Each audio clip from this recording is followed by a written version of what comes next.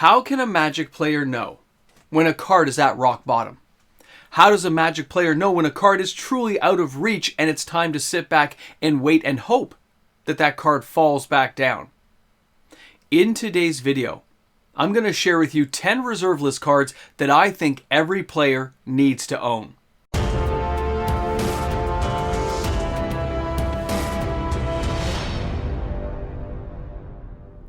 The famous tale, what goes up must come down. But eventually, when you're talking MTG finance, it's probably going to go up again. Welcome back, everyone. MTG Moxman here, and thanks again for hanging out with me on my channel today. A reminder that if you enjoyed today's content, don't forget, like and subscribe to the channel. New content every single day. Now, price memory is an evil thing to have to deal with. Understanding that these markets change, prices go up and down, but when you know how expensive something used to be and you see it drop, you're like, finally it's coming down in price, I can afford it. But you hedge, you wait, you think it's going to go lower, and now things start to turn. Some cards are starting to go up in value. Maybe just a minuscule amount, but they're starting to go up. Does this mean the market is turning? Are we seeing a complete reversal? Absolutely not. Don't think in today's video I'm telling you the market is shifting around. I'm not. I'm going to recommend in today's video 10 cards that I think every player should own and the reasons why I think you need to own them. Not all the cards in today's video are expensive, but some of them are. These are reserve list cards. Remember, Magic the Gathering's reserve list of 572 cards of joy. Not all cards are created equal in Magic the Gathering, and many of the cards on the reserve list are considered junk. They're not really valuable. They're not worth anything other than people who want to collect them or enjoy them. Or maybe there's some weird outlying card that finds a crazy use because of some new card that Wizards of the Coast creates. Although I think many of the reserve list cards are amazing, I am only giving you 10 cards that I believe, in my opinion, each of you should be owning inside your own collections. And I'll explain those reasons as we go through. Now, we know right now the market appears to be really settling down. There are very strong indicators that the singles market is doing extremely well. I'm not talking at this moment about reserve list singles, just singles in general. The sealed market is all but shut down. Players being very quiet, very mum.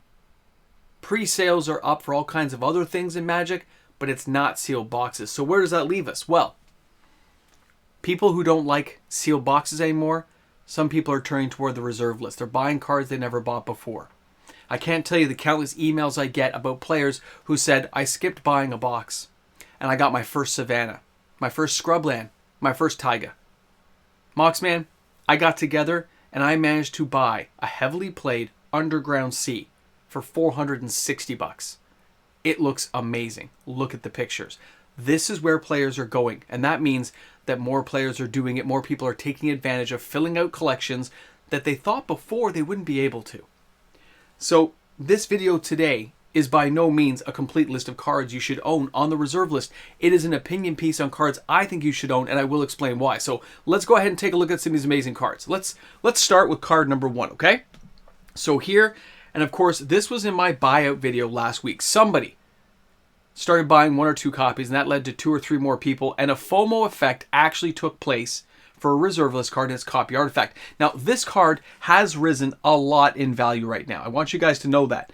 The overall climb on this card is like $17, $18. So what are we talking about? Well, copy artifact, guys, this is a revised copy. Remember, 600 million were made of the set, which means there's probably hundreds of thousands of copy artifact. A lot of copies. And of course, it's collector edition, alpha, beta, unlimited. You guys get. When I look at this card, and you realize how powerful it truly is, for under $50, you get a card that can copy any artifact. And the fact that this isn't banned, okay, it's not banned in Commander, means it is a highly sought after card in many decks. And I think somebody just noticed that a whole bunch of copies about 10 days ago were on sale on TCG Player for $12 to $18, and it just started happening. Very organic. No single person buying too many copies. It was just a lot of people buying it that led to a domino effect. So this card for under $60 seems like a steal. And the thing is, not knowing how high cards can go, don't just look at the price spike we see back in 2021 into early 2022. Don't look at that. Look at the overall median. This card has been low for a number of years, but it never dipped back to its previous low. You can see there a rise, a fall, a rise, a fall, a big spike, and it's been going down. But right now there seems to be a recovery. The market has noticed that this card is being used in countless Commander decks. So why not pick up a copy for 12 bucks? But look what happens. The constraint on supply has led to something entirely different, okay? The constraints we've seen on the supply of copy artifact could not meet the demand, so the price rose. The real difference between reserve list cards and the reprintable cards we see from Wizards of the Coast now is the supply-demand issue. If people don't want to sell, or if they're locked into their heads with price memory, a price they think is justifiable, they don't sell until they meet that price point. Or a greedy speculator who owns a lot of copies says, oh, finally I get to cash out. I can turn a lot of these copies into money again, and everything's good for me. There's a lot of people in this play space still here. Copy Artifact, though, is an amazing card. And for this price point, of course you should own a copy. Of course, if you play anything blue, of course you should own that card. You should have at least one copy, if not 4, which is my preferred way of always looking at cards. I like to have 4 of everything. And that's just a boomer thing of we used to play 4 of everything in our decks unless it wasn't banned or restricted, okay? I like to have 4, even for Commander, because I like to have various decks where I don't have to keep interchanging cards. I like to have 4 in case I'm playing Vintage Legacy things. I just like to have 4. That's my own personal opinion on it. Now, here's card number 2. So here you have Brain Geyser, a revised copy. This card at one point, guys, was $75 with speculators filling the market. But that doesn't mean this card doesn't have play value. That doesn't mean that this card is not worth something. This card is 2 blue plus X. Target player draws X amount of cards. Now, back in the day, it was already a disgusting card. It was already a powerful card. Blue had the most powerful cards in Alpha, Beta, Unlimited, Revised. It was just disgusting. But when you look at it by today's standards, there's other cards that do the same thing. There are other ways of utilizing it, but this card does have play. It does have uses, and because of the ways we can ramp up mana nowadays, this can be a disgusting card in casual formats like Commander. It still gets played in Legacy Vintage. You can have a blast with cards like this. Now, at $75, that seemed like a pretty expensive card when we hit those spikes. And it has gone up and down a little bit. Way back in 2018, 2019, it hit the $20-something mark. And now you have near mint copies for $15, but you can find a moderately played copy on TCG Player and only pay $8. So spending $8 for a reserve list card that you may fit into a blue deck, may find some good fun, good usage, and good combos with, does that seem like a worthwhile deal to you? Because it does to me, which is why I'm recommending it. Buying one copy is not going to kill you, but again, 4 copies. Doesn't have to be near mint, but at the same time, you can buy 4 near mint copies now and still pay less than you would have paid for a single copy in 2021 during the spikes. That, to me, seems like a pretty bargain basement deal, but for some people, they'll say that wasn't the real price. That was speculators. Markets go up and down. If this market turns around, do you really want to be caught not owning this card and saying, oh, I should have bought it for $8? That's where you can kind of hedge your bets on things, right? That's where you've got to decide what's best for you. And when I look at the next card here, okay, this is City of Shadows. This is one of the cards I love. I love this card, and I've always recommended it here on the channel. This is from the Dark. Now, the print run of the Dark is a lot smaller, 65 million cards. It means there's not nearly as many of this card in existence. This card hit over $200 in mid to late 2022. It kind of fell and started falling in 2023. You can find this card on TCG Player right now for 25 bucks. Heavily played, but you can find this card super cheap. So what does it do? All right, this thing comes in, it doesn't do anything, but you can sacrifice a creature to put a counter on the City of Shadows, but you're removing that creature from the game. I don't need to tell you how many combos allow you to take control of opponent's creatures and sack them to things. So you sack them to the City of Shadows, and that City of Shadows gets a counter on it. And you sack another creature, it gets another counter. And you sack Thrall tokens or whatever you want. That's what I do. You sacrifice all kinds of tokens, it gets huge, and then you have a massive amount of mana that nobody expects. Nobody sees it. Even though they know it's building, they don't think it's for much of anything. They think you're blocking and sacking a creature because you have to. But really, you're working up to whatever combination allows you, including things like Brain Geyser. Having 20 counters on this thing and then making an opponent draw 20 cards can be hilarious. So think about these things, but a card like this in a lower print run set means this card has a lot more growth it could obtain And it really shouldn't fall anywhere near as low as it is now, in my opinion. So I say own at least one copy. Spend the $30, get a moderately played copy, and call it a day. Remember, less than a year ago, this was still around $200, so a really good card to have. Now, our next card, Fork. Again, a card I would parallel and add right in there with Brain Geyser. But right now, this card has always had more usage than Brain Geyser because it's used in a red deck, sure, or a splash of red, but it copies any spell, which is amazing. You can copy Time Walk like I did as a kid. You can copy anything under the sun. Direct damage spells, anything that lets you draw cards, forces opponents to draw cards, copy counter spells. It is a very versatile card. And having this card in the market for $36, finding a moderately played one for, $25 to $30 US on TCG Player. And of course, if you're on TCG Player and if you're shopping using my affiliate link, I appreciate it. It's found in the description of this video. Please use my current links. I've had the TCG Player tell me that people are using my old links, which are no longer active. So please try to use the newest links in my most recent videos. I do appreciate it, guys. It helps the channel get cards. So when you look at Fork here, owning 4 was always the key for this card in the old days because you want to time walk, fork. You had a blast with it. But by today's standards, you don't need to do that. There's so many spells you can copy now, it just gets disgusting. I love this thing. Isochron Scepter, anybody? Exactly. Love it.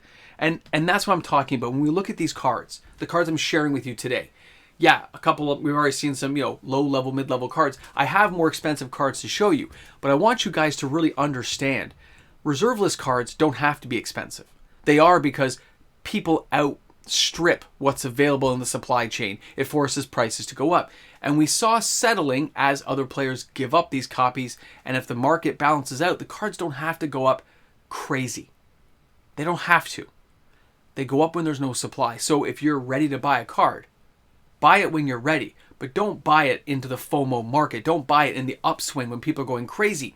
Keep an eye on the card. Be patient. Be smart.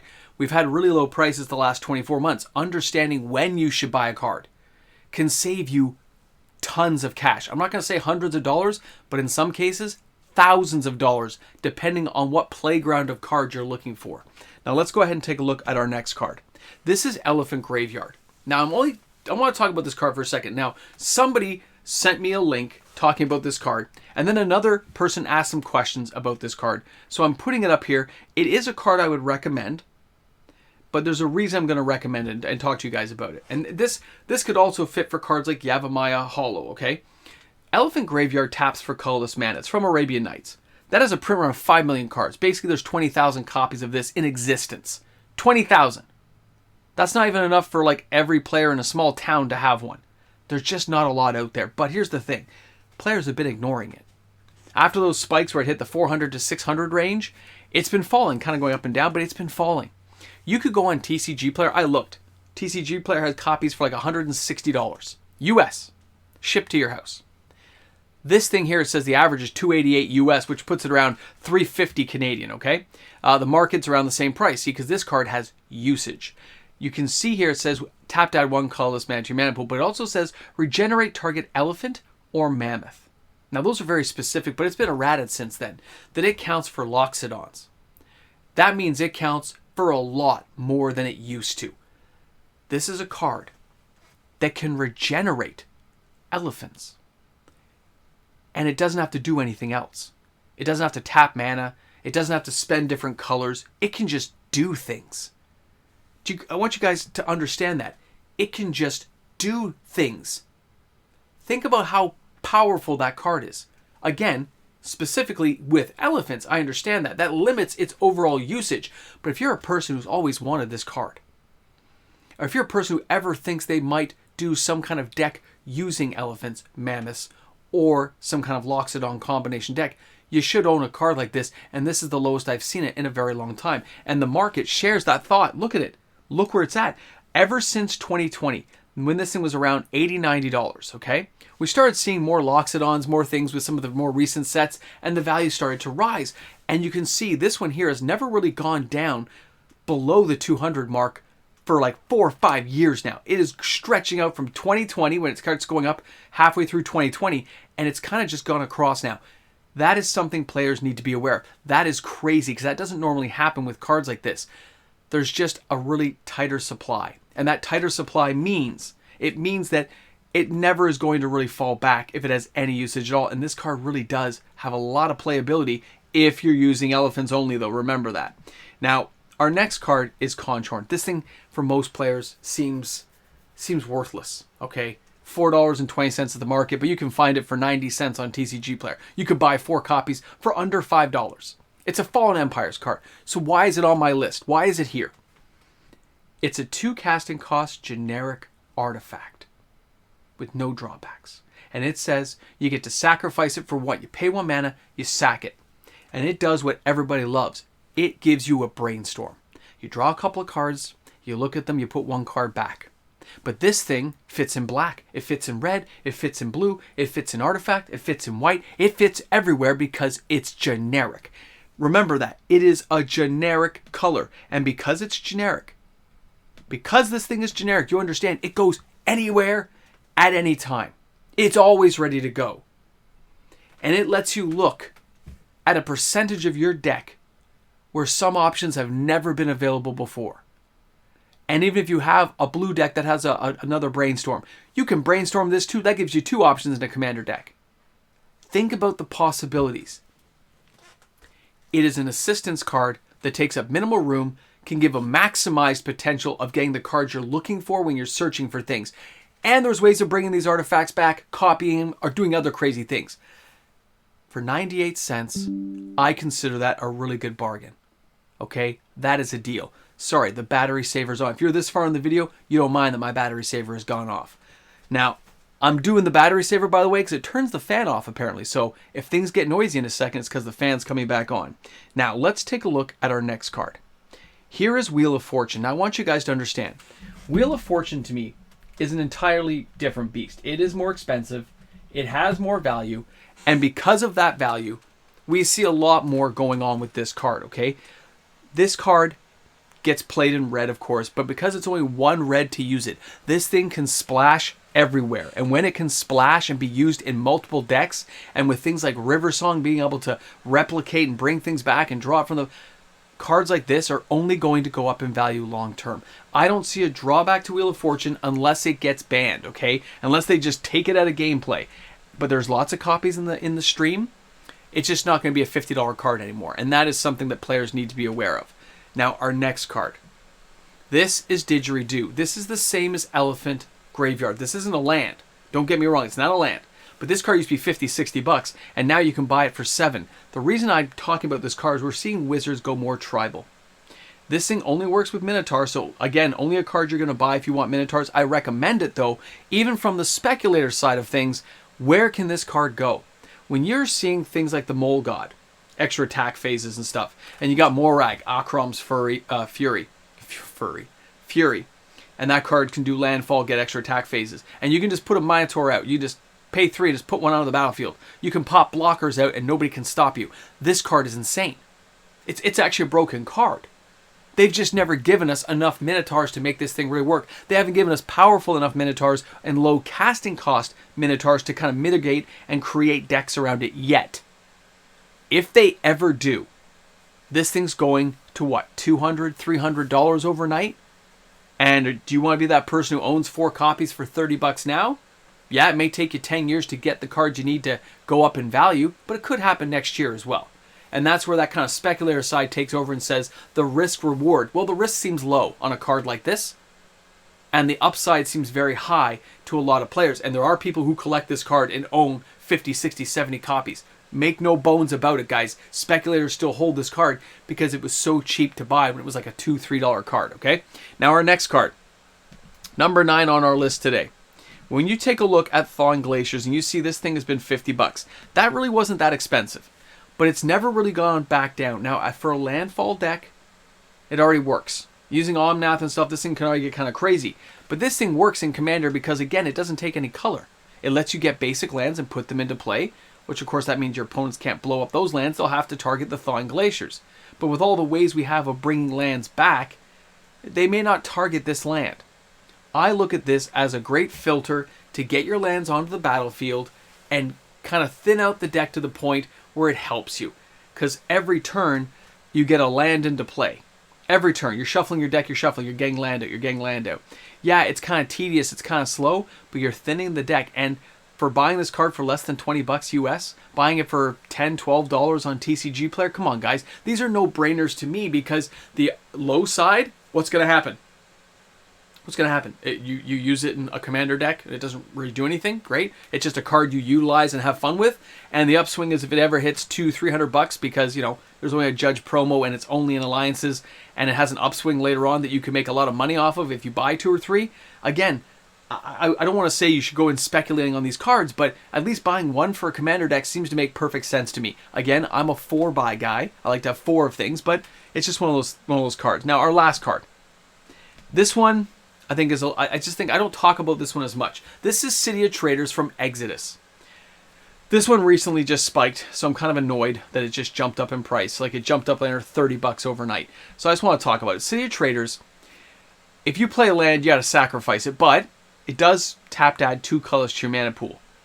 And getting a card like City of Traders out on your first turn and being able to do multiple things like a Soul Ring and other crazy stuff is just nuts. It can be a blast. And there are so many ways, like we said, of bringing lands back from the graveyard now, that even if you had to sack this thing, it's not a permanent thing. Getting 2 mana right when you need it to do whatever you need to do, and the fact, again, because it's colorless, it fits into any deck. Just like generic artifacts, lands that tap for colorless and have some other effect that benefits your deck creation, deck construction, or expands on what you're trying to do and make your deck win, to me it's a no-brainer. You shouldn't ignore it. It's the way it has to be. Let me just do this here. I know. I just want to shut down that fan again for this last bit. I'm sorry, the battery almost died. It took a lot of takes today to get this video done, but I wanted to see if I could calm the battery down. If you're this far in, you're all good with it. You're the true ones. All right, guys. These are all recommendation cards because I think they fit into multiple areas of Magic the Gathering. There are different price points that have different speculators aspects to them, but also have a lot of playability that I think is a lot of fun. Players are going to have differing opinions on what's playable, what's fun, what reserve list cards work, what don't. I get all that. I get all that. If some of these cards hit, they're going to hit big. If they never hit, you're going to lose small. Cards like City of Traders are always going to be cards you want to own and have fun with. And cards that are really worthless, like, I don't know. Somebody will say Elvish Farmer is worthless. It's an elf. It can create things. I don't consider it worthless, but I get where people can get those ideas on really low-end reserve list cards that take really quirky ways of making them work. But there's a good 60, 70 reserve list cards that I would have made a list with because I see the potential for either upswing for future deck construction or just general playability that adds value to the game. Either way, I hope you enjoyed the video. I want to thank you all for stopping by. I hope you had a blast here on the channel with me. Drop some comments in the comments section. Let me know what you think your favorite cards are. Which cards would you add to the list? I don't mind. Slam it down there. Let's have some fun with this. I'll see you guys this weekend for the top 10 selling cards and Sunday's top 10 reserve list sales. I can't wait to go over these numbers. There's some stuff you're going to want to see. Guys, thanks a lot for tuning in. Thanks for being here on the channel. I'll see you all tomorrow with another video. And a big shout out and thank you to the fantastic patrons and supporters of this channel. You too can become a patron if you want to support MTG Moxman. Just check out my Patreon homepage. I believe there are some spots available, but if not, you can always check back next time. Welcome back. You made it to the Ramble Jamble. You're here at the end. Don't forget, shop smart, shop S smart. Put that in the comments section so I know you care. All right, if I had to put a number 11, it would have been dual lands, just so you know. Number 11 today would have been dual lands. That's the next one I would have put on the list. Okay, maybe it'll make my next list, but for now, I thought this was a good selection of cards. Anyway, guys, I can't wait to show you the cards this weekend. We're going to have a blast, okay? Sales are still crazy, man. There's cards that haven't even dropped yet that are probably going to make the list. This is fun. All right, thanks a lot, guys. I'm just teasing you with stuff. I'm just teasing you. I'm bringing you in for the weekend conversation. Have a great one. I'm out of coffee. I got to do something about it, and I have a lot of stuff to get done. So I'll see you guys tomorrow for another video. Thanks for stopping by.